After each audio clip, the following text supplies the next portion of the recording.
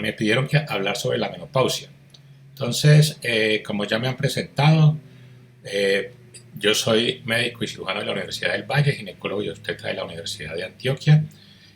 Tengo un diplomado en endocrinología ginecológica de la Fundación Universitaria Sanitas. También hice ahí en la misma fundación el diplomado de ecografía obstétrica. Bueno, esta me quedó atrasada. Aquí dice presidente, ya no soy electo, sino que soy el presidente en funciones de la Asociación Antioqueña de Ginecología y Obstetricia ASAGIO. Bueno, tengo que editar eso. Aquí están mis redes sociales y pertenezco al Colegio Americano de Obstetras y Ginecólogos, a la Sociedad Española de Ginecología y Obstetricia y al Colegio Real de Obstetras y Ginecólogos del Reino Unido. Y el consultorio está en la IPS Atenea, Mama y Pelvis, de la cual vamos a tener una información al final de la ubicación y de sus redes sociales igualmente. En todas partes me llamo Luis Murillo Gym, Instagram, Facebook y YouTube. Bueno, entonces quiero compartirles esto. ¿Qué es la menopausia? Y de pronto alguien así desprevenido, cuando vea la primera diapositiva y vea un bebé ahí, dice, ¿y un bebé qué tiene que ver con la menopausia? Entonces, tengan un poco de paciencia que ya espero hacerme entender de qué tiene que ver el bebecito que aparece en la primera diapositiva con la menopausia. Síntomas, signos y consecuencias de la menopausia es el segundo bloque, y un tercer bloque que voy a hablar de tratamiento. Cada uno de esos aspectos se pudiera pues profundizar en una presentación, digamos, aparte. Por ahora es como unos aspectos ahí, digámoslo, muy someros, muy de introducción, digámoslo, a lo que es toda la complejidad de la menopausia hoy día. Entonces, ¿qué es la menopausia? Entonces, a esto me refería yo con mi dibujito del feto. Pero esto es para contarles lo siguiente, vean. Este es el dibujo del ovario, ¿sí? Bueno, aquí empecemos con la mamá embarazada. Tiene su bebé femenino, ¿cierto? Aquí están señalando la parte de la pelvis con el útero y los ovarios, y aquí estamos haciendo una ampliación de los ovarios, que más o menos es esto, ¿cierto? Bueno, una observación. Es posible que yo indistintamente durante la presentación diga óvulos y diga folículos.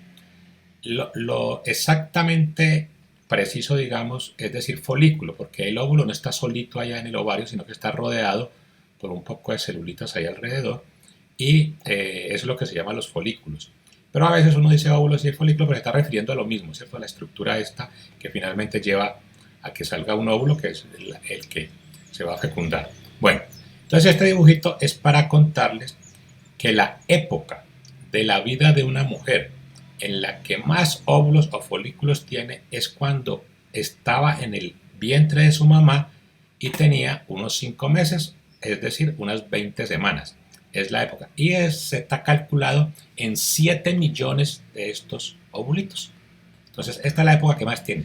En lo sucesivo, el resto de su vida va a comenzar a perder esos ovulitos, va a comenzar a perderlos.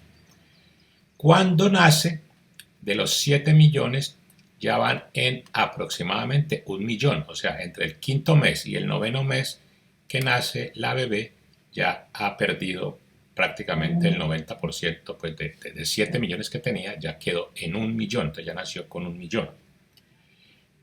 Entre ese nacimiento y que la mujer llega a la pubertad y comienza a menstruar, ya va por unos 400.000. O sea, ya perdió desde el nacimiento otro 60%. Entonces ya vamos aquí en 400.000. Entonces vayan notando que prácticamente el ovario va perdiendo óvulos muy... Es como el destino del órgano, pues irlos perdiendo paulatinamente. Y aquí les voy a mostrar, o les estoy mostrando cómo funciona para lo que ven como menstruación finalmente. Es una compleja interacción entre el hipotálamo, la hipófisis y el ovario.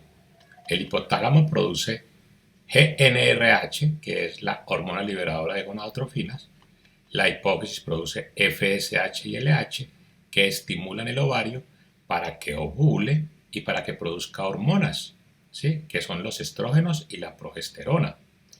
Y estos estrógenos y esta progesterona ejercen un fenómeno que se llama retroalimentación negativa. O sea, que van al hipotálamo y a la hipófisis y frenan la producción de GnRH y de FSH y LH. Entonces, esto pasa todos los meses, hipotálamo GnRH, hipófisis FSH, LH, ovario, pues la ovulación, estrógenos y progesterona, y esto va acá y frena para que ese mes ya no se produzca una nueva ovulación y vuelve y juega. Entonces todos los meses es este proceso. Y aquí ya integrando todo eso, entonces aquí están viendo cómo sucede durante el mes. La producción de estrógenos está por acá, la producción de progesterona está por acá. Entonces noten que la primera parte del mes se producen más estrógenos que progesterona, y luego en la segunda parte, esto que aquí mostraba yo, que se llama el cuerpo lúteo, que es lo que queda del folículo después de que ovula, queda ese cuerpo lúteo. Entonces ese es el que produce esta progesterona. Bueno, y al final de todo este proceso, cuando estas hormonas van disminuyendo, porque hay esa retroalimentación negativa sobre el hipotálamo y la hipófisis, ¿cierto? Al final se desprende toda esta capa interior del útero que se llama el endometrio en forma de menstruación. Entonces, esta es la menstruación, ¿sí? Este es un esquema de qué va pasando con el endometrio. Aquí viene la menstruación del mes anterior, aquí comienza todo este proceso de engrosamiento del endometrio hasta que viene la siguiente menstruación y vuelve y se descama. Este es el proceso natural, normal, que sucede aproximadamente desde los 10 a 14 años que viene la primera menstruación, que se llama la menarca, hasta este momento de la vida. Entonces, mire, finalmente llegamos a esto. Entonces, la menopausia finalmente es el cese definitivo de las menstruaciones, porque todos estos ovulitos que estaban acá, o folículos, se agotaron, ya se acabaron, quedaron en cero. ¿Ustedes recuerdan? 7 millones a las 20 semanas, 1 millón al nacimiento, 400.000 en la pubertad, y ahí empieza a ovular. Y hasta que llega aproximadamente a los 51 años, que es el promedio de cese definitivo de la menstruación, en la mujer occidental, y esto se agotó, quedó cero pollitos, cero. Entonces ya no hay ovulación. Eso tiene la primera consecuencia, así como lógica y obvia, es que se acabó la potencial fertilidad, ¿cierto? Porque ya no hay óvulos que fecundar. Bueno, un paréntesis acá. Ustedes ahí en esos canales internacionales han visto mujeres embarazadas de 60 años y de ese estilo, o sea, después de la menopausia. Entonces, podría uno preguntarse cómo lo lograron si me está diciendo que aquí no hay óvulos. Esos embarazos que ocurren o que digamos se manipulan, porque eso es en laboratorio, para esas mujeres que ya pasan la menopausia son con óvulos donados, o sea, los óvulos no son de ellas. Ellas lo que tienen es el útero y lo preparan hormonalmente para recibir al bebé. Y van a un banco de óvulos y toman un óvulo de ahí, lo cruzan con el esperma de la pareja, tienen el bebé in vitro, por fertilización in vitro, y luego lo ponen pues allí. Entonces esa es la manera. Hay como paréntesis que ahorita recuerdo y podría causar confusión de por qué, si no hay óvulos, como una mujer después de la menopausia podrá tener un embarazo, y la respuesta es que eso se hace con óvulos donados. Bueno, entonces eso es la menopausia, el cese definitivo de la menstruación, porque se acabaron ya todos los óvulos. Y ya, digamos desde el punto de vista técnico, entonces decimos que una mujer está en menopausia cuando ha pasado un año desde el último periodo menstrual. Bueno, vamos a poner una situación. Digamos que la señora tiene, vamos a ponerla de 50 años, y la última menstruación fue hace 6 meses. Entonces, por esta definición, allí todavía no podemos decir que está en menopausia. Si uno es estricto con la definición, debe decir que es un año después de esa última menstruación. Y la otra manera, como diagnosticamos menopausia, sobre todo en casos especiales, que ya les voy a decir a qué me refiero, es con un examen de laboratorio. Estos exámenes de laboratorio en la mayoría de los casos no se necesitan, porque la señora tiene la edad correcta, tiene los síntomas correctos, le falta la menstruación, pues ya en menopausia no necesita ningún examen. Pero estos, cuando se necesita, se pide una prueba de FSH. Mire, devolvámonos un poquito para ver qué es la. Mire, aquí está la FSH. Esta FSH. En una mujer en edad reproductiva, la FSH anda por ahí en 5 miliunidades por mililitro. Para decir que está menopáusica debe superar los 40 miliunidades mililitro. Entonces, eso se aumenta por esta razón. Vean, como no hay óvulos y no hay estrógenos, esta retroalimentación negativa se acaba y esto comienza a aumentar y aumentar y aumentar. Y es lo que el médico puede ver en el laboratorio acá. Entonces, cuando los médicos recurrimos a un examen, en estos casos, no es tan frecuente que lo necesitemos. Cuando o se llama menopausia temprana, la que ocurre antes de los 45 años. Entonces ya dije, el promedio son los 51. Después de los 45 se considera, digamos, el fenómeno normal. Antes de los 45 se considera temprano y se considera precoz, o también se llama falla ovárica prematura, cuando ocurre antes de los 40 años. Entonces, este es el tipo de caso, ¿cierto?, que ocurre en una edad atípica donde nos toca que apoyarnos en estos exámenes. Porque si llega la señora, y obviamente todos los ginecólogos hemos tenido esos casos, la señora de 38 años, por decir una edad, que está con puede ser que presente con sofocos o puede ser que le falte la menstruación, y uno sospeche que puede ser que está en una menopausia precoz, pide el examen y si da ese valor alto, pues ya lo confirma. Entonces, en esos casos es que se solicita ese tipo de pruebas. Bueno, síntomas. El síntoma se refiere a lo que la persona dice que siente. El signo es lo que el médico puede ver, tocar, examinar, auscultar. Ese es el signo, lo que el médico objetivamente puede determinar. Y vamos a hablar de unas consecuencias, digamos, del hecho de que esos estrógenos comiencen a disminuir. Entonces, síntomas, el que más identifican las personas son las oleadas de calor o los sofocos. Y eso ocurre, voy a ver si tengo una por acá, no lo tengo. Bueno, ocurre por un fenómeno curioso, vean. En el hipotálamo, acá que está en el centro del cerebro, hay un centro. El hipotálamo es como una glándula maestra que regula muchas funciones del cuerpo, entre ellas el apetito, por ejemplo. Y bueno, a la que me voy a referir ahorita es la temperatura corporal. Los seres humanos somos animales de sangre caliente, es decir, que mantenemos nuestra temperatura corporal estable alrededor de 37 grados centígrados. Entonces, eso porque hay un termostato en el hipotálamo. Hay un termostato ahí en el hipotálamo que hace que cuando el ambiente está muy caliente genera unos mecanismos de pérdida de calor. Uno de ellos es el sudor. Y hace que la temperatura corporal baje, entonces la regula de esa manera. Bueno, cuando uno tiene una infección cualquiera de un virus o una bacteria, se producen unas sustancias que se llaman prostaglandinas.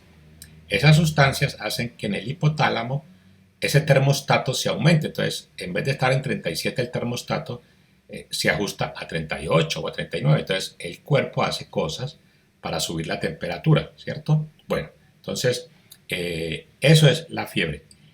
En las oleadas de calor de la menopausia pasa el fenómeno contrario. Esa baja de los estrógenos hace que ese termostato baje, ¿cierto? Baje a 36. Entonces, la señora lo que siente es esa sensación de calor, que es el cuerpo ajustando su temperatura central a ese nuevo termostato. Entonces, ese es el fenómeno por el cual ocurre. Generalmente ocurren, como su nombre lo indica, en forma de oleadas. O sea, no es una sensación de calor permanente, como el calor pues ambiente que uno tiene, está sofocado pues como parte del día así. No, esta es una sensación que sube, dura unos segundos o minutos, va subiendo, la persona se nota enrojecida, siente esa sensación de calor y ya baja. ya suda un poco, ya, eh, la, ya se calma el calor. Entonces eso dura unos minutos, 5 minutos, 10 minutos, y en el día se repite muchas veces, es variable entre mujeres. Puede que una se repita menos veces y en otra mujer se repita muchas veces esa oleada. Y en aquellas pues que eso se repite tanto, por supuesto que impacta la calidad de vida estas oleadas de calor.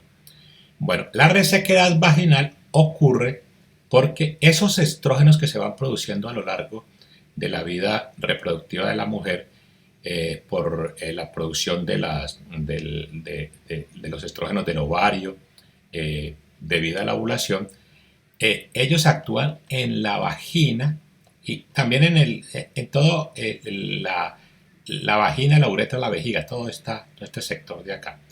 Y lo mantienen lubricado, lo mantienen engrosado el tejido, y cuando esos niveles de estrógenos bajan, pues por supuesto que disminuye esa lubricación de la vagina, está reseca y está, el término, digamos, técnico, médico, microscópico es atrofia, se adelgaza ese tejido, y eso es lo que siente la persona. Lo puede sentir de varias maneras, algunas lo siente como prurito, como rasquiña en la vagina. También afecta, por supuesto, la vida sexual, esta resequedad. Hay un aumento de las infecciones urinarias, por la misma razón que estaba explicando, porque todos estos tejidos se adelgazan, les disminuye la lubricación y eso hace que las infecciones urinarias sean más frecuentes, porque es más susceptible la mujer a ellas. Bueno, también hay insomnio, muchas veces asociadas a las oleadas de calor. O sea, tiene tantas oleadas de calor que la señora en la noche no puede conciliar el sueño adecuadamente, o cuando lo concilia pues se despierta nuevamente por estas mismas oleadas de calor. Puede asociarse a ansiedad y también depresión. Y hay disfunción sexual, parte por falta del deseo, y parte de esta falta del deseo tiene que ver también con la disminución de las hormonas.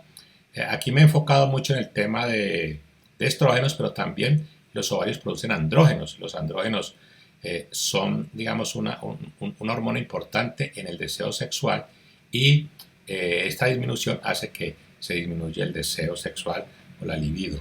Y la dispareunia es el término técnico para referirse a el dolor con la penetración. Entonces este tipo de dispareunia es el tipo de dispareunia que se llama de penetración, o sea, cuando va entrando, no es el tipo de dispareunia profunda, que es uno típico de la endometriosis, por ejemplo. El tipo de dispareunia de dolor con la relación que se siente profundo, ese es otro tipo. Este es un tipo que es apenas está iniciando pues el acto sexual y está sucediendo la penetración. Entonces hay un dolor en este momento por esa falta de lubricación, por esa disminución del tejido. Bueno, y como signo, prácticamente el único que podemos evidenciar como los médicos es el síndrome urogenital de la menopausia, que es lo que acabo de decir es digamos, el término moderno para referirse a la atrofia genital y a toda esta resequedad. Entonces, cuando uno hace el examen genital, pues puede notar esa resequedad y esa disminución del tejido, que se ve como más pálido, no se ve turgente, no se ve rosado como en la mujer más joven. Entonces, ese es como casi que el único que uno puede detectar, porque vamos a volver a las oleadas de calor. Pues las oleadas de calor son algo que la persona relata, pero no se puede objetivar externamente. O sea, yo no lo puedo ver, no puedo sentir lo que está sintiendo la persona. Entonces, prácticamente el único signo que vemos es este de la atrofia genital, que el término, digamos, moderno es síndrome urogenital de la menopausia. ¿Y qué consecuencias tiene? Entonces, mire, estos estrógenos que produce el ovario, mire, tiene una influencia en muchos órganos, en el cerebro, en el corazón, en el seno, en el endometrio, en el hueso, en los vasos sanguíneos, en la piel, en la vejiga. Entonces, como tiene una influencia sobre todos estos órganos, cuando disminuyen estos estrógenos durante la menopausia, pues va a haber un impacto en algunos de ellos o en muchos de ellos. Entonces ya vamos a ir repasando cuáles son los más importantes de esos impactos. Los estrógenos tienen una función en el perfil lipídico, ¿cierto? Favoreciendo un perfil lipídico más saludable. Un perfil lipídico más saludable es tener el colesterol total un poco más bajo y el colesterol bueno, que son las HDL o colesterol de alta densidad o colesterol bueno simplemente, para decirlo más sencillo, más alto. Cuando bajan los estrógenos, digamos que hay una tendencia a que el colesterol total y el LDL, que es el malo, se aumenten y el HDL, que es el bueno, disminuya. Eso por un lado. Y por otro lado, los estrógenos también tienen una función acá en los vasos sanguíneos, haciéndolo, digamos, como más resistente a problemas de presión arterial. Entonces, cuando disminuyen, pues por supuesto que estas cosas comienzan a aumentar el riesgo de aterosclerosis y con ello de infartos al corazón y de trombosis del cerebro. Para que se hagan una idea como desde el punto de vista poblacional, antes de la menopausia los hombres nos morimos más de infartos y de trombosis cerebral que las mujeres antes de la menopausia. Una vez se llega a la menopausia, la mujer comienza a equilibrar al hombre en la cantidad de muertes o en la proporción de muertes debida a enfermedad cardiovascular. La osteoporosis. Los estrógenos tienen una función en el fortalecimiento de los huesos. Entonces, cuando se disminuye a causa de la menopausia, pues el hueso comienza a disminuir su fortaleza. Aquí les quiero mostrar esta grafiquita, que es una gráfica clásica de la medicina, donde se está mostrando que aquí tenemos hombres y mujeres por igual. Alcanzamos el pico de masa ósea hacia los 25 años, ¿sí? O sea que esos momentos de la pubertad, de la adolescencia y la adultez joven son muy importantes en la adquisición de masa ósea, y por eso es muy recomendable que en estas épocas de nuestras vidas tengamos un buen consumo de calcio, que ahorita lo vamos a repasar también, y de vitamina D. Una vez se llega a este pico, todos, hombres y mujeres, comenzamos a declinar esa fortaleza, esa resistencia al hueso. Comenzamos a declinar. Bueno, aquí, después de los 50 años, noten, los hombres seguimos declinando, pero no tan dramáticamente como la mujer. Una vez llega la menopausia, la declinación de la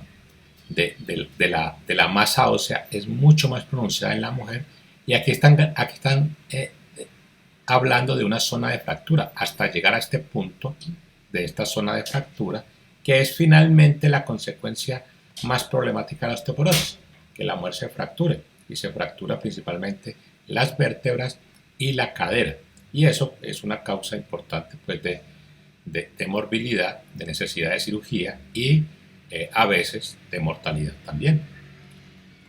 Y aquí es el mismo gráfico, ¿cierto? O muy parecido. El pico de masa ósea, la adquisición de masa ósea en los primeros años de vida, hasta los 25-30, luego la disminución. Y aquí le están dando unos datos, vean. Después de este pico, se pierde más o menos el 1% de la masa ósea cada año. Y luego, cuando se llega a la menopausia, vea que esto aumenta hasta el 4% de pérdida en los 5 años siguientes a la menopausia. Entonces, esta es la razón por la cual las mujeres tienen más osteoporosis que los hombres en esa adultez mayor. Bueno, también los estrógenos tienen un papel en el cerebro, y se sabe que hay una aceleración del deterioro cognitivo con la menopausia, y es posible que el uso de las terapias hormonales detengan por lo menos parcialmente ese deterioro cognitivo que ocurre en este periodo de la vida de la mujer. Bueno, entonces, ¿qué opciones de tratamiento tenemos? Entonces, como lo que se ha perdido son los estrógenos que producía el ovario, pues digamos que como la lógica lleva a pensar que si los damos podemos revertir todas estas situaciones. Entonces, efectivamente, se usan estrógenos, ¿cierto? Que se llaman conjuntamente terapia hormonal de la menopausia. Entonces aquí les he puesto este dibujito porque vienen en forma de pastillas, porque vienen en forma de parches y porque vienen en forma de gel para aplicarse en la piel, y en la piel se absorbe y hacen su efecto. Con los estrógenos ha habido, digamos, unas inquietudes a partir del año 2002 exactamente. En el año 2002 me gradué yo de ginecólogo y en ese año apareció un famosísimo estudio en la medicina que se llama el WHI. En ese estudio compararon las consecuencias de recibir estrógenos. A unas mujeres les daban estrógenos y a otras mujeres les daban placebo, o sea, no recibían la hormona. Y allí llegaron a la conclusión de que era más dañino, estábamos hablando del 2002, o sea, 20 años, 2 décadas, que era más dañino recibir la hormona que no recibirla. Entonces, desde ese momento, como le digo, hubo una gran conmoción en la medicina por esos hallazgos. Y hubo un tiempo que, digamos, en general los ginecólogos estuvieron muy alejados de este tema de las terapias debido a ese estudio. Luego, cuando se hicieron análisis, digamos, de qué pudo haber pasado en esos estudios, se dieron cuenta de varias cosas. Uno, que las mujeres que reclutaron para el estudio eran ya bastante mayores, o sea, el promedio era muy alto, alrededor de 60 años. Otra cosa es que el estrógeno que usaban se llaman estrógenos conjugados, estrógenos equinos conjugados, y la otra hormona que usaban se llama medroxiprogesterona. Hoy día hay otros tipos de estrógenos y otros tipos de progestágenos o de progestinas. Entonces, hoy se sabe que esos hallazgos no son aplicables a estas terapias más modernas. Y la otra conclusión a la que se llegó es que en muchas cosas de la salud hay lo que se llama una ventana de oportunidad. Eso quiere decir que si yo tomo acción en un momento de mi vida, el efecto es benéfico, pero si dejo pasar ese momento oportuno para tomar acción, ya seguramente va a ser más dañino que bueno, ¿cierto? Entonces, ¿a qué se refiere aquí con precisión? Se refiere a que cuando estas hormonas se comienzan a usar dentro de los 5 años siguientes, y máximo 10 años, máximo, pero entre más temprano mucho mejor, son benéficas. Pero cuando ya ha pasado mucho tiempo y ya la señora ha pasado más de 10 años de haber tenido la menopausia, ya no es conveniente, ya es más dañino que beneficioso. Voy a hacer un ejemplo que no tiene nada que ver con esto, pero es una razón muy parecida a la vacuna de virus de papiloma humano. ¿Por qué se da en niñas? ¿Por qué se da a los 9 años? Es precisamente, esa es la ventana de oportunidad de que estoy hablando, ¿cierto? Cuando ya la mujer se va exponiendo sexualmente al virus, ya la efectividad de la vacuna va disminuyendo y se va diluyendo mucho en cuanto la mujer es mayor. Entonces son ejemplos de ventanas de oportunidad, de que hay unos momentos de la vida donde una intervención médica es útil, pero que cuando se deja pasar ese momento ideal, ya la intervención médica puede ser inútil e incluso, como estoy diciendo, puede incluso ser dañina. Bueno, otro comentario que les causa mucha inquietud a las mujeres con el tema de los estrógenos, ¿cierto? Porque entonces leen por ahí, los estrógenos producen cánceres. Entonces la respuesta es, los estrógenos están asociados a un aumento del cáncer de mama, del seno, y a un aumento del cáncer de endometrio cuando se usan solos. Bueno, entonces cuando uno cuenta esto en una consulta, ¿cierto? Muchas mujeres se asustan un poco y no quisieran usar hormonas. Lo que pasa es que ese aumento realmente es muy poquitico, ¿cierto? Para decirles un número, pues, sin pretender, digamos, confundirlos mucho con estos de los numeritos, pero el aumento de un riesgo, estadísticamente, se hace mediante un valor que se llama el riesgo relativo. Y el riesgo relativo del uso de estrógenos que aumenta el cáncer de mama es de 1.3. 1.3. Bueno, voy a volver al virus de papiloma humano para hacerles una comparación de un riesgo relativo. El riesgo relativo de tener cáncer de cervix cuando se tiene el virus de papiloma humano es de 400, ¿sí? Entonces, quiero que tengan en mente como ese comparativo, ¿cierto? O sea, una cosa es tener un riesgo relativo grandísimo de 10, 20 o 100, como el virus de papiloma humano para cáncer de cervix, y otra cosa es tener un riesgo relativo de 1.3, que es muy bajito. Y cuando uno suma las cosas buenas en osteoporosis, en riesgo cardiovascular, en deterioro cognitivo, son mucho más las cosas buenas que esa cosa potencialmente mala. Y con el cáncer de endometrio pasa lo siguiente. Con el cáncer de endometrio, si la mujer tiene útero, hay que darle una progestina. Hay que darle una progestina para evitar el riesgo de cáncer de endometrio.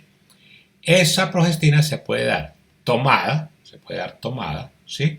O se puede usar un Mirena. Mirena es un dispositivo que tiene aquí una hormona que se llama levonorgestrel, que es una progestina precisamente y que se libera aquí, se pone dentro del útero y se libera. Entonces también se usa, estos son uno de los usos de Mirena que de golpe son los menos conocidos, ¿no? Mirena generalmente las personas lo asocian a anticoncepción, está perfectamente bien, es un método anticonceptivo que puede durar hasta 7 años como anticonceptivo, pero también se usa para controlar los sangrados y también se usa para esto. La mujer que está en menopausia, que yo le quiero mandar un estrógeno por cualquier vía de estas y que le quiero proteger el endometrio para evitar el riesgo de cáncer de endometrio. Entonces, una opción es colocar un Mirena, esa es una opción. La otra es tomar las progestinas pues orales en pastillas. Bueno, noten esta otra curiosidad, vean. Devolvámonos un poco para explicarles esto. Entonces, yo uso una terapia de estas sistémicas, sea tomada, sea un parche, sea un gel que me pongo en la piel diariamente, ¿cierto? Y resulta que eso tiene una curiosidad. Esa terapia que yo uso de esa manera no es efectiva para el tratamiento, para que la vagina restablezca su turgencia, su grosor, su lubricación. No es suficiente, miren. Y hay que usar estrógenos vaginales. Y los estrógenos vaginales se pueden usar en forma de óvulos o en forma de cremas. Uno a veces usa, por ejemplo, vamos a poner la siguiente situación. Hay una mujer que definitivamente no quiere usar terapias con estrógenos sistémicos de este tipo, pero que le molesta el aspecto vaginal porque le causa rasquiña, porque le da infecciones urinarias, porque tiene una disfunción sexual. Entonces uno puede usar, por ejemplo, solo los estrógenos vaginales. O en aquella que está usando los estrógenos sistémicos y quiere mejorar el aspecto vaginal, también hay que usar los estrógenos vaginales. Bueno, con la osteoporosis, que es uno de los riesgos pues, mayores de la menopausia y que puede causar mucha morbilidad y aún mortalidad, cuando ya está establecida, bueno, aquí voy a hacer una claridad. No toda la mujer que está en menopausia necesita un tratamiento específico de la osteoporosis. No todas necesitan un tratamiento específico de la osteoporosis. La osteoporosis, el diagnóstico se hace con una densitometría ósea, ¿sí? Entonces, luego con la densitometría hay unas aplicaciones de cálculo del riesgo de fractura. Entonces uno usa la densitometría y usa otras variables para calcular el riesgo de fractura. Si a esa mujer le detectamos que tiene un riesgo de fractura alto, pues entra a estos tratamientos de osteoporosis. Estos tratamientos vienen en forma de pastillas que se usan, se pueden usar diario, hay unos que se usan semanales, mensuales, y hay unos que vienen inyectados. También hay un tipo de tratamiento de todos estos que hay que se usa una vez al año, es una inyección que se usa una vez al año. Entonces hay todos estos, pero con la claridad de que no es para todas, es para las que efectivamente tengan osteoporosis, que eso se diagnostica con una densitometría ósea, con una densitometría. Bueno, ahora pasamos a un aspecto, digamos, preventivo, ¿cierto? Aunque también cabe en el tratamiento, o sea, las mujeres que ya tienen osteoporosis, que están recibiendo su tratamiento para osteoporosis, también pueden necesitar esto que voy a decir. Pero esto tiene otro papel en la prevención. Bueno, entonces, el calcio en una mujer en la menopausia se recomiendan más o menos 1000 a 1400 miligramos de calcio diario. Entonces, miren, aquí hay una tablita de cuánto calcio tiene un vaso de leche, 240, el yogur 207, queso 240. Bueno, le quiero aquí enfatizar que noten que lo que más calcio tiene son los lácteos. Son los lácteos. Un problema de ello es que muchas personas adultas son intolerantes a los lácteos porque no toleran la lactosa.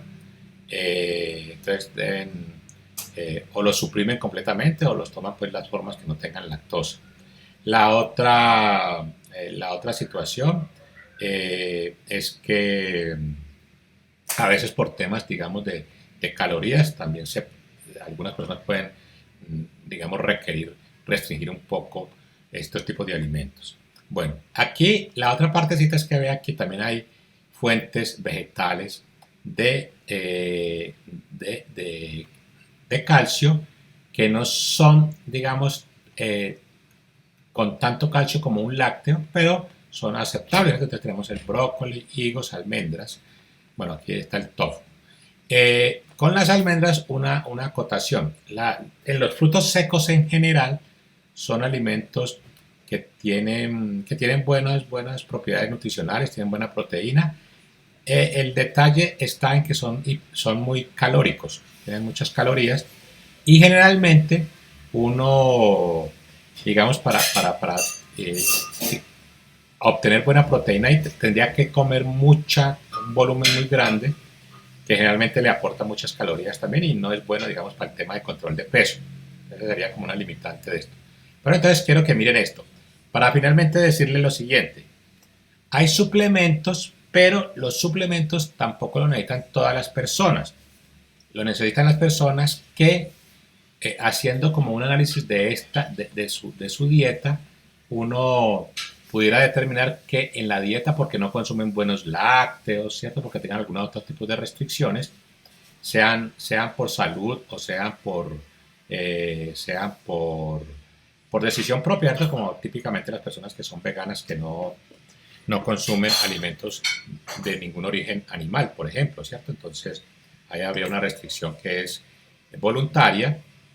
Entonces, por ejemplo, esas personas de pronto necesitan un suplemento. Entonces, con los suplementos, la idea es lo siguiente. No todo el mundo necesita un suplemento. Necesita un suplemento aquella persona que uno pueda deducir que en su dieta no obtiene la suficiente cantidad del micronutriente. Los suplementos vienen básicamente de dos maneras, en forma de carbonato, en forma de citrato. Una cosa que les confunde a muchas personas, incluidos los médicos, es que cuando usted lee, por ejemplo, dice carbonato de calcio 1500 miligramos. Eso no son 1500 miligramos de calcio, sino de carbonato de calcio, o sea, de la sal completa, carbonato de calcio. Y esos 1500 de carbonato de calcio equivalen a 600 de calcio. Bueno, y lo mismo con el citrato dice 1500 de citrato, esos 1500 de citrato equivalen a 300 de calcio. O sea, el citrato es mejor tolerado al estómago que el carbonato, pero tiene menos cantidad, o sea, habría que tomar más pastillas. Entonces, esto con el calcio. La vitamina D, importantísima. En todas las conferencias médicas hoy aclaran, vea, eso le pusieron vitamina D hace un siglo, pero fue que se equivocaron, pues. La vitamina D realmente es una hormona. Es una hormona. pero la seguimos llamando porque así está, pues hace un siglo se le llama así. De pronto alguien toma la iniciativa de cambiarle pues el nombre a hormona D, pero la vitamina B realmente es una hormona. Bueno, la vitamina D está en nuestra piel y se sintetiza por los rayos solares. Entonces, y están estos alimentos, estos tipos de alimentos que ya también vamos a ver una tablita de esto. Bueno, entonces, si las personas nos expusiéramos suficientemente al sol, tendríamos suficiente vitamina D. Pero entonces aquí hay un detalle primero con el sol. El sol también es la causa más importante de cáncer de piel, de varios tipos de cáncer, entre ellos el melanoma y otros tipos además del melanoma. Entonces, la mayoría de personas, y está muy bien que lo hagamos, usamos protectores solares. Los protectores solares hacen que esa activación natural de la vitamina D en la piel no se dé. Entonces, por eso en la modernidad tantos tenemos deficiencia de vitamina D. Y ahorita veamos esto de los alimentos. Entonces, mire, vea, lo que más tiene salmón, ¿cierto? Salmón, vea, 1000 unidades. Las personas necesitamos más o menos 1000 unidades internacionales de vitamina D diaria si estamos, digamos, normales, ¿cierto? Porque cuando ya están disminuidos los niveles necesitan hasta 4000 o 6000 unidades diarias. Bueno, entonces aquí el detalle con salmón, ¿qué es? El costo, ¿cierto? O sea, la mayoría de personas comemos salmón así muy de vez en cuando de pronto vamos a un restaurante, lo compramos pues, pero no es parte de nuestra dieta cotidiana. Bueno, con el atún, bueno, más o menos aceptable. El atún tiene el problema del contenido de mercurio. Entonces, el atún se aconseja que no se consuma más de una lata semanal. Entonces, mire que ya tenemos otra limitante con esto. Y acá están, esto que ni siquiera los conozco, que son los hongos shiitake, será que se dice, ¿cierto? Pero entonces mire que yo estoy diciendo que ni siquiera los conozco, o sea que esto no es parte de nuestra dieta, debe ser como parte de la dieta oriental o algo así.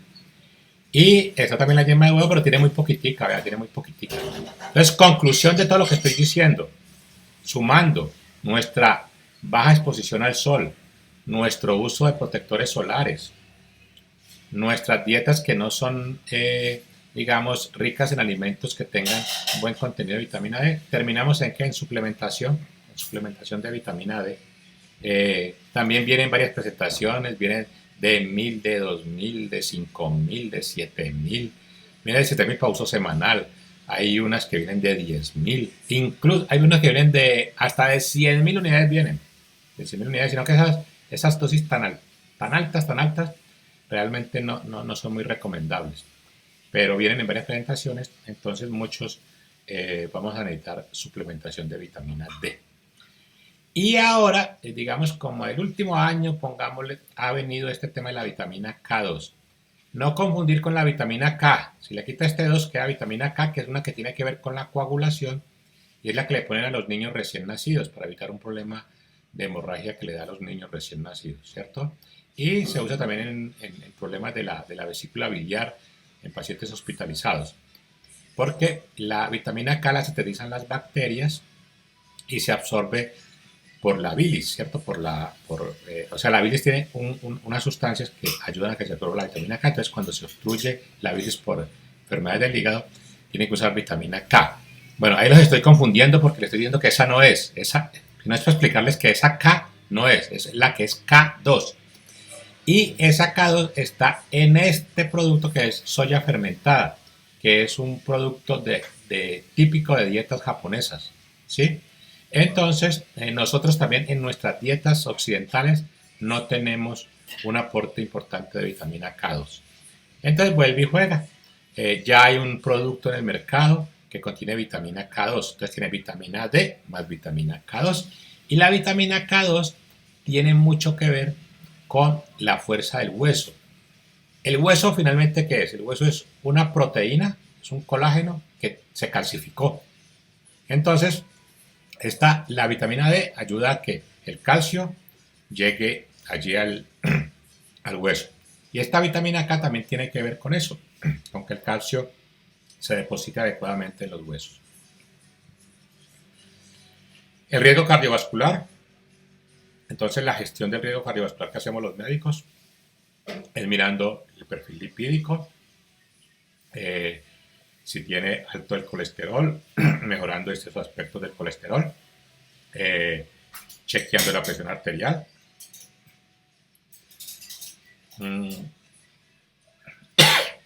También hay tratamientos naturales y no hormonales.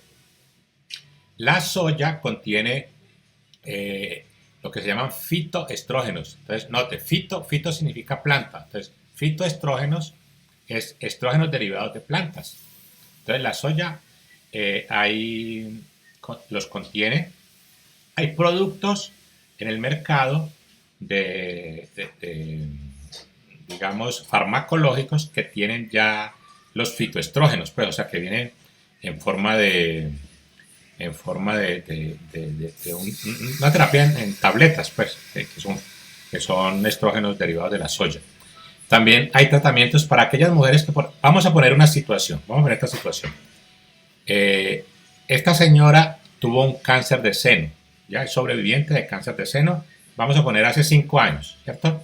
Bueno, entonces ya está menopáusica y está muy sofocada con los calores, está muy inquieta, la tiene insomne, la tiene deprimida estos calores, bueno, porque no puede dormir. A ella no se le pueden dar hormonas, no se le pueden dar estrógenos, porque tuvo el cáncer de seno. Entonces, en esos casos específicos hay tratamientos que no son hormonas para los calores. Y también en los últimos años, pongamos la última década, ha venido el láser como un tipo de tratamiento para el síndrome urogenital de la menopausia, o sea, para esa vagina reseca, atrófica. Es bastante efectivo los tratamientos con láser, ¿ya? Entonces, esta es otra alternativa de manejo específico para esta parte vaginal, ¿no? Obviamente un láser no hace nada en el resto del cuerpo, sino específico de la vagina. Bueno, aquí estoy hablando de otros factores de riesgo por edad, ¿cierto? O sea, ¿a qué me refiero con ello? Cuando uno va avanzando en edad, no por la menopausia, y para hombres y mujeres es más o menos parecido, pues aumenta ciertos riesgos de cánceres, por ejemplo. Entonces, el cáncer de mama es más frecuente en mujeres mayores de 50 años. Por eso nuestro sistema de salud tiene la mamografía sistemática no, la mamografía de tamizaje después de los 50 años. La recomendación es que se haga cada 2 años. Bueno, pero lo que quiero clarificar es que no estoy queriendo decir que eso tenga que ver exactamente con el hecho de la menopausia, sino es por el hecho de la edad. Otro tipo de cáncer, digamos que comienza a aumentar con el tiempo en hombres y mujeres, es el de colon. Y con el cáncer de colon, hoy día se está recomendando hacer una colonoscopia de tamizaje a partir de los 45 años, cada 5 años. Entonces, otra forma que usan para tamizaje de cáncer de colon es pedir sangre oculta en materia fecal. Entonces,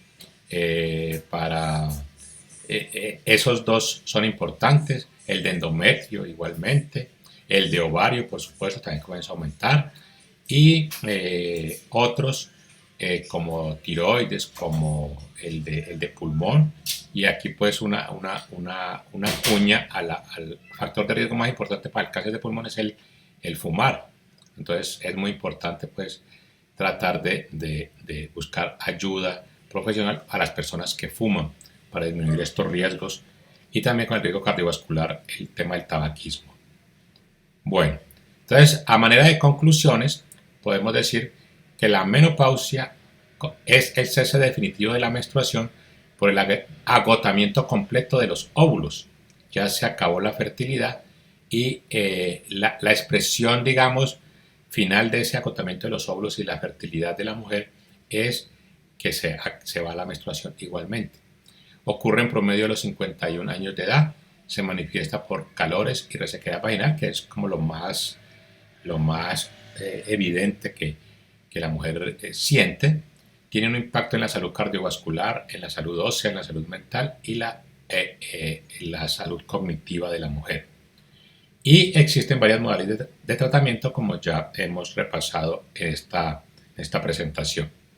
Si tienen alguna inquietud, alguna pregunta que me quieran transmitir, con mucho gusto trato de resolverles.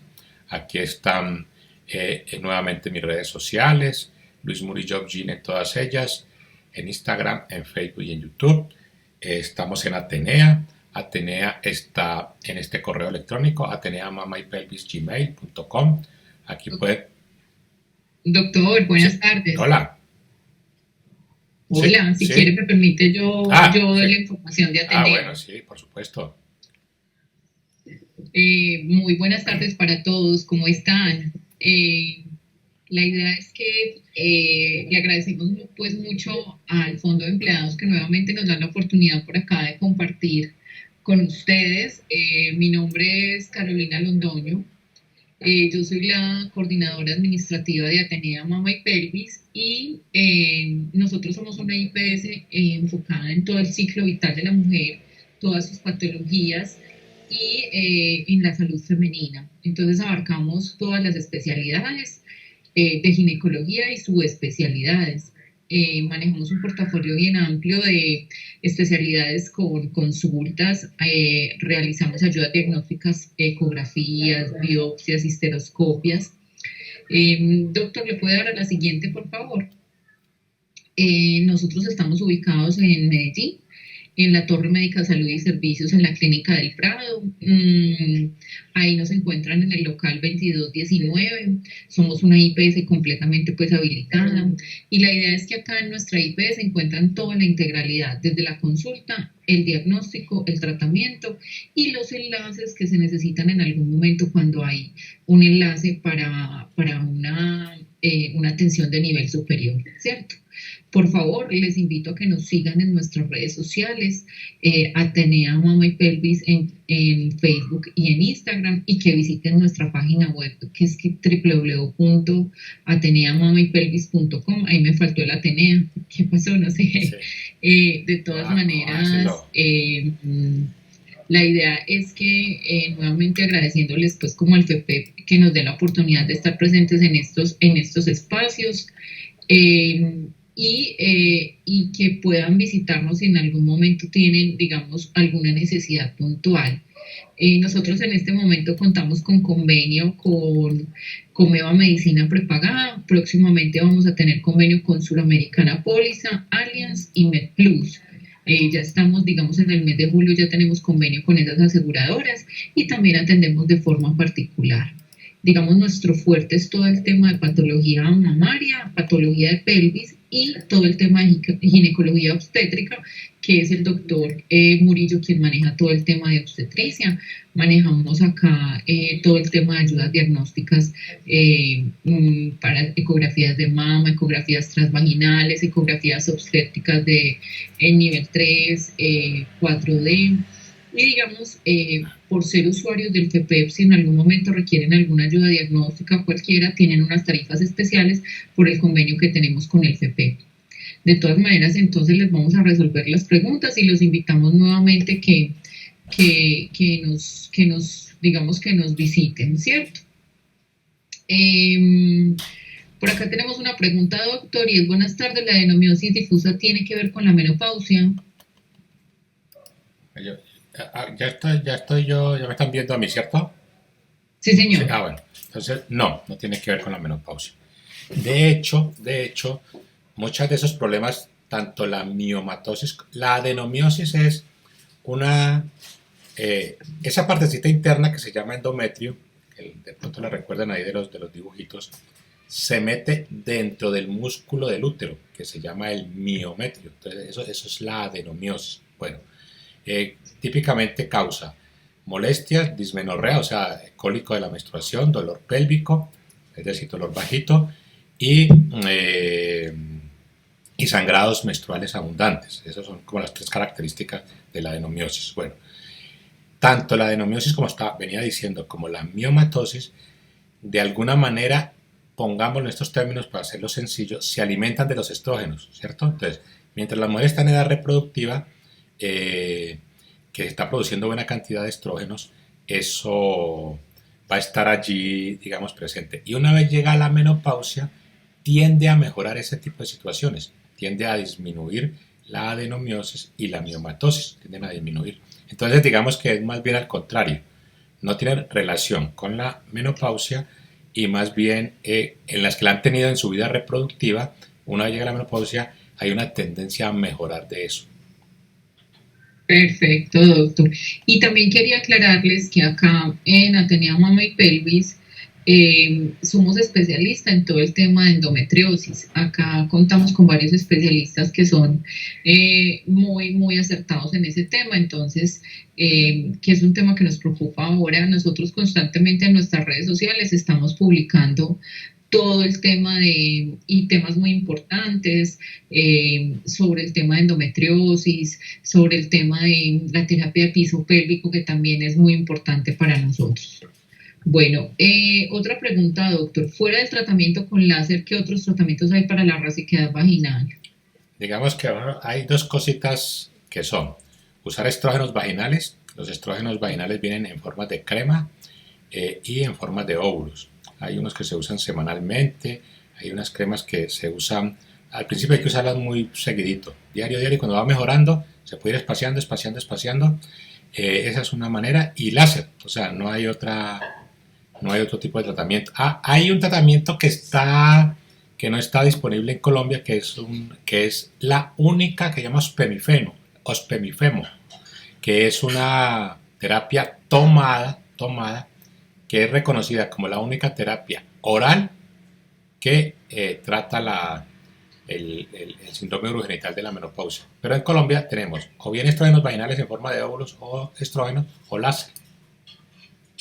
Bueno, dice otra pregunta la señora Liliana Zuluaga. ¿Los tratamientos hormonales deben suministrarse siempre o solo si los síntomas son muy fuertes? Bueno, vea, eso, bueno, pongámoslo en estos términos. Si uno, hay un principio de la práctica médica, de la ética médica, que es el principio de autonomía. Es decir, el paciente al final cada uno de nosotros somos dueños de nuestros cuerpos y somos los que tomamos decisiones sobre nuestros cuerpos. Bueno, entonces partiendo de eso, uno lo que hace en una consulta es valorar los riesgos integralmente, o sea, el riesgo de osteoporosis, el riesgo cardiovascular, el riesgo de demencia, por decir algo, o sea, antecedentes familiares y demás, y asesorar a la persona cuáles son sus mejores opciones, ¿cierto? Entonces, en esto, digamos, a ver, desde la perspectiva del paciente, a veces lo está viendo desde el síntoma, ¿cierto? O sea, desde la oleada que me tiene desesperada, estas oleadas de calor, pero de golpe la persona no está percibiendo que hay otra serie de riesgos que se pueden gestionar de otra manera, ¿sí? Entonces, ¿a qué termino diciendo? Entonces, pudiera haber este escenario. Una señora que no tiene mucho calor, no tiene mucho, ¿cierto? O sea, no es mi principal molestia, no es mi principal incomodidad, pero resulta que cuando yo le hago un análisis, vamos a decir, tiene riesgo cardiovascular porque es hipertensa, porque tiene un perfil lipídico desfavorable, tiene un riesgo yo le hago una densitometría ósea y ya está en osteopenia, ¿sí? Entonces una señora que aunque no tenga muchos calores, ¿cierto? Muchos calores, se va a beneficiar de una terapia estrogénica por otro riesgo de la salud, ¿sí? Entonces, como para responder la pregunta, la primera medida es que todo parte de una asesoría de cada caso individual que el médico hace del paciente para que tome la mejor decisión que ese paciente o esa paciente crea para su cuerpo, para su vida, ¿cierto? Y segundo, que el síntoma de la oleada de calor no es el único factor a tener en cuenta cuando uno va a prescribir o a recomendar una terapia hormonal o los estrógenos, ¿cierto? No es el único factor, es uno. Y de hecho los estrógenos son el tratamiento más efectivo para los calores, es el tratamiento más efectivo para los calores. Pero para redondear, no es el único factor que uno debe tener en cuenta cuando va a prescribirlo. No es lo único. Hay otros elementos que de golpe la persona no es muy consciente porque no siente, ¿ya? O sea, la persona no sentimos que tenemos el colesterol alto. Las personas no sentimos de pronto el tema del riesgo del deterioro cognitivo, otros tipos de riesgos. Entonces, digamos que hay que hacer como una evaluación más integral de cada persona individualmente para asesorarla adecuadamente, cuál es la mejor opción para esa persona. Perfecto. Y la última pregunta, doctor, dice la señora Carmen Santiago, dice, una mujer que le hayan realizado histerectomía total puede usar el DIU Mirena para mejorar los sofocos de la menopausia. Ah, no, bueno, ahí ya me gusta mucho la pregunta porque me doy cuenta que no transmití bien la idea. Bueno, entonces volvamos a repasar. Eh, para los sofocos pudiéramos hablar de dos tipos, o sea, todo es tomado o en parches, o, ¿cierto? O sea, toda terapia es sistémica, sea que sean hormonas o sea que no sean hormonas. Le voy a contar una curiosidad médica. Hay una droga que se llama la clonidina, que se usa típicamente para la presión arterial. La clonidina también ayuda a controlar los calores de la menopausia y a veces se puede usar con ese objetivo. O sea, es una terapia que no es una hormona y que puede ayudar con eso. Y así hay ¿cierto? Otros tipos. Bueno, pero para los sofocos en particular, siempre son terapias que son tomadas. Bueno, no digamos tomadas, digamos sistémicas, porque hay unos que son en parches, pero al fin de cuentas la droga se va a absorber y se va a ir a todo el cuerpo. Bueno, para poner un Mirena, obligatoriamente pues debe tener útero. Entonces allí, si no lo tiene, como es el caso de la pregunta, pues no hay lugar a colocarlo. Y la otra parte es que cuando dice menciona al Mirena, dentro de la menopausia, es cuando la señora está usando una terapia estrogénica sistémica. Como los estrógenos afectan o pueden aumentar el riesgo de cáncer de endometrio, entonces hay que usar, como suelen decir, sí o sí, algo para contrarrestar el efecto de los estrógenos en el endometrio. Pero si la señora tiene útero, si no tiene útero no necesita nada de eso que estoy diciendo, si no tiene útero no. Si tiene útero, entonces hay que usar una progestina que puede ser o bien tomada o bien con el Mirena puesto allí, que el Mirena libera la hormona esta, la progestina, que se llama levonorgestrel. Entonces esa es la idea. O sea que para ya concluir la pregunta concreta, la respuesta a la pregunta es no. No hay. Primero porque técnicamente no hay modo, pues no hay modo de ponerlo Claro. en una mujer sin útero. Ella misma dice que ella está tomando Excelfem, que sí son buenas esos medicamentos. Sí, señora, es una alternativa, es una de las opciones. Sí, señora. Perfecto.